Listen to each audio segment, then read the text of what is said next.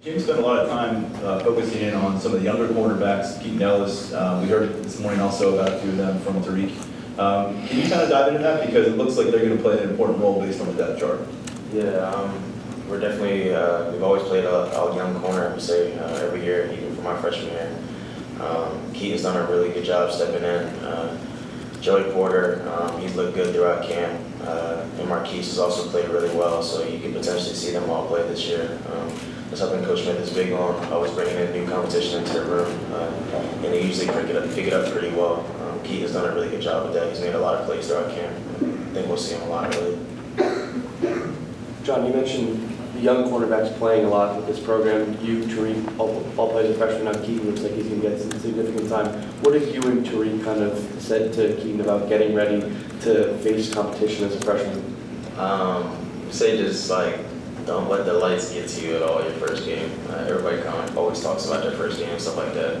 But we already pretty much a lot of people stadium. We play great competition in practice, just making sure that if he has any butterflies, he tries to get him out the way early. But I think he's pretty confident. He came in here competing really early, so I think he's going to do really well. I think you mentioned it out at Big Ten Media Days, and some other players have mentioned it during camp about the ability to create more turnovers and maybe even score off of turnovers. How did that go for you guys during camp, and were there guys who kind of stood out in terms of creating turnovers and that sort of thing? I definitely think it went well. We attacked the ball a lot better. Our offense also makes a lot better decisions. There wasn't always, you're not really getting a lot of those forced throws in practice that you used to in camp, which is a good thing.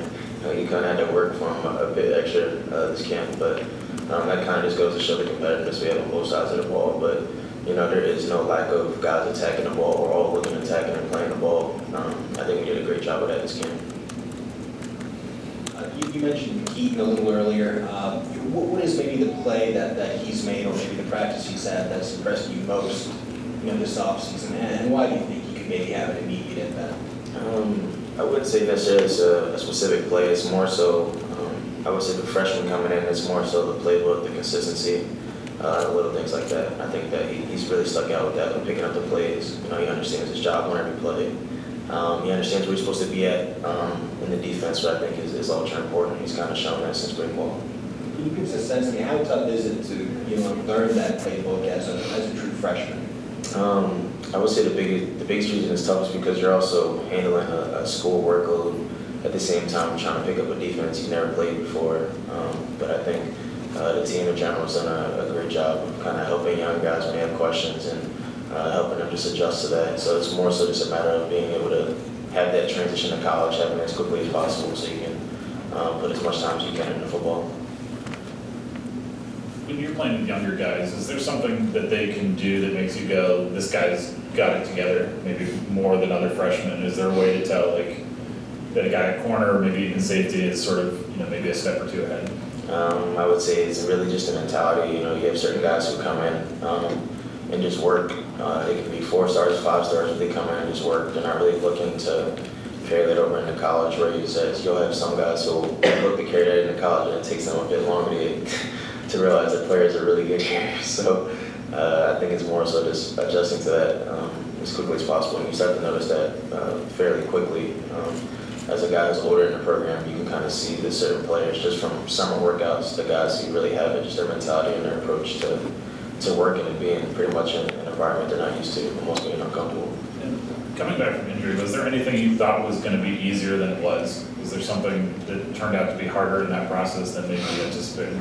I would say the hardest part coming back from an injury is just your instincts that you have in football. You pretty much, I guess in my case, I've been playing football for so many years in a row, and then to sit out a season. My instincts, they ended up coming back, but it definitely took a lot longer than I thought. I was expecting it to be almost instant, but that's not really realistic. So You were talking about coming in and getting acclimated with Lamont Wade. What have you seen from him, the way he's developed? As he came in, obviously, as a high recruit, and now he's getting a chance to start. So how is he? I think Lamont, just in general, has always been super competitive. Obviously, he made the transition from corner to safety. He's played a ton of football. He's played a lot of special teams, but he stepped into that safety role really comfortably in the spring. And I had been telling him, even to transition to safety, that I couldn't wait until we get to play the same side of the field. Just the energy he brings, his love for the game, his excitement, the tenacity, and everything like that. I think he's super ready, and he's been ready for a while now. Hey, John. I'm sorry, what can you tell us about Joey Porter Jr.? We obviously saw Keaton and Marquise in the spring. What can you tell us about Joey? Joey's a lot faster than people think. He's really good length. I think his arms are like an old lineman's arms, so he can touch you from anywhere on the line of scrimmage. He definitely has a really wide skill set. He's picked up the playbook really well. He's made some plays during camp, so I think he's done a really good job.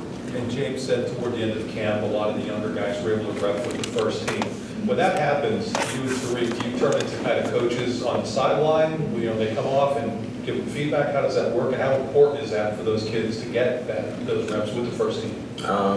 Yeah, I would say that when they start taking those reps, we make sure that we let them play, and then we kind of help them out. Because as a freshman, they're already thinking about a million things. Like, as the coaches are already telling them, you need to know this, you need to know this. So our job as the players is just to ultimately let them know that, like, you're playing football. Like, just go out there and have fun. And then obviously when we go into the film room or after practice, we're correcting them, helping them out.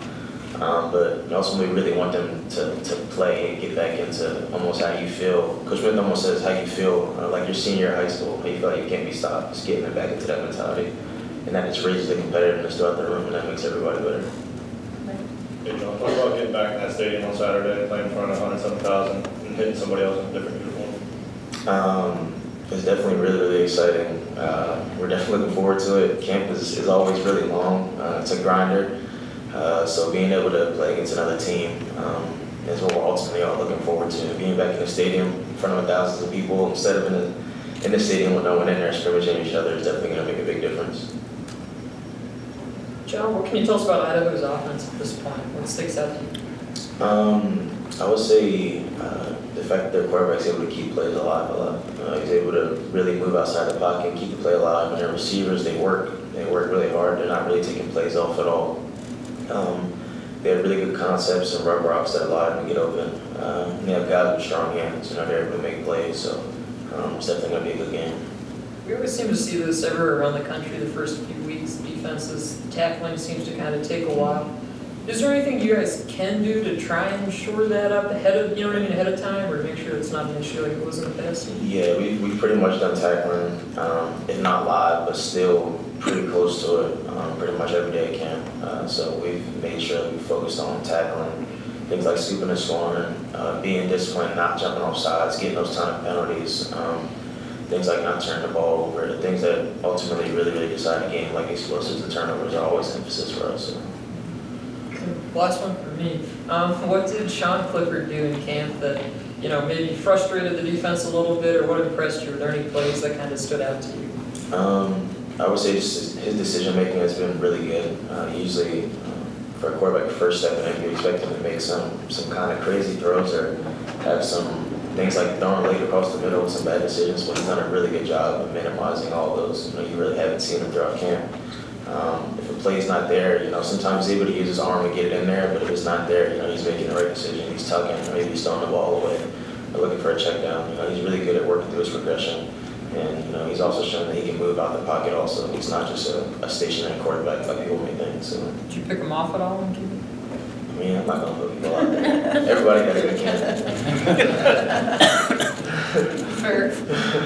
Justin Shorter is a first teamer on the new depth chart here, and since you, I'm assuming, go against him quite often or have an opportunity to see that up close, what are some specific things that he does that really challenges the cornerback, and why do you think he's maybe primed for a big year? With Justin, he's definitely, this year more than ever, he's definitely been using his size a lot more. You're getting those little subtle push-ups in the route. You're getting the physicality at the line of scrimmage, and you're getting the blocking downfield, so it's all around more physical game, but then at the same time, he can open up and run by you too. So you're kind of getting to make sure everything we plan, you got to be on your game. So I definitely think he's developed a ton throughout camp. You mentioned earlier, that you don't want the lights to get to you, your first game, that it's easy for it to be a little overwhelming. So, what do you remember from your, first ever game at Penn State, and did the lights get to you at all? How was that experience? My first game was like another high school game. I was back in Philly at Temple, so I was playing. I got all my friends was there. It's kind of different for everybody. So for me, I felt like was like, I'm back at St. Joe's Prep playing. Like, I'm just a different team now. I know a lot of the guys on Temple. I maybe practiced at the Temple place when I was in high school. So I think my first game was a little bit more unique, just because like it was an environment I was used to. So I was just ready to compete and shit. Like in front of the hometown, pretty much like a hometown team almost. Like I just wanted to show what I could do and play. So it kind of felt like high school to me again. What about the first Penn State home game? Did that feel any different to you, or? I would definitely say it felt a little different. The stadium was rocking. Like you're not used to being in a stadium like that loud. Even my first game wasn't that loud, so it was an adjustment. But then at the same time, like you make your first play and it's early, or you cover your first release at corner. You can tell a lot about a receiver in that first drive. You start covering his releases, and you do start to get that confidence, and you start to feel comfortable again. So.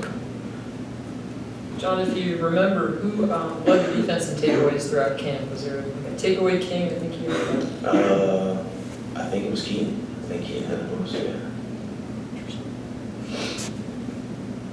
James had mentioned that in each position group, the players kind of have their own depth chart. Can you tell us about that, and how important is that to have that sort of input to saying, hey, these are guys we think belong in certain positions? I definitely think it's really good just because you don't really get the bickering of, why am I not playing and things like that. Because, when your friends are telling you the reality and things like that, you take it as, all right, I need to improve them. Because usually, at least in the corner room, we've been doing that since my freshman year, and the ranking in the room by the players is usually the depth chart. I don't think it's really ever been wrong. So,